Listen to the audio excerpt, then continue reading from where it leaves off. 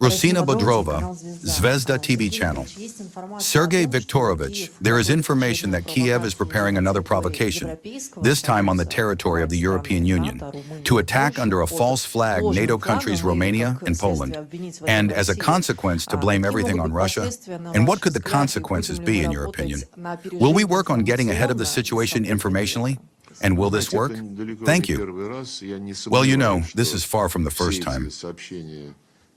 I have no doubt that all these reports have the most reliable basis. The Kiev regime has special structures, both in the media space and in the military technical sphere, which are engaged in provocations, as you said, under a false flag. I read that they are now taking drones of our production, which they also have there, and equipping them in such a way that there would be no doubt that it was we who launched them.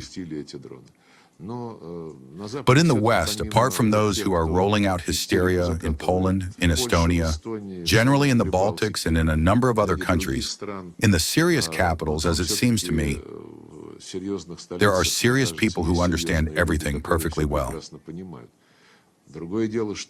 Another matter is that even in these serious capitals, the elites are committed to the goal of suppressing Russia. They no longer say inflict a strategic defeat, but state it in some other way. Yet the goal of a strategic defeat is constantly in their minds. They will modify how this defeat should look, but that is precisely what they are engaged in. Therefore, I know for certain that in all these dirty tricks, the British are helping the Ukrainians, just as they did for many centuries in our geopolitical space. We are perfectly aware of this. We have military intelligence working, and the Foreign Intelligence Service of Russia periodically shows the true face of those who try to concoct such provocations.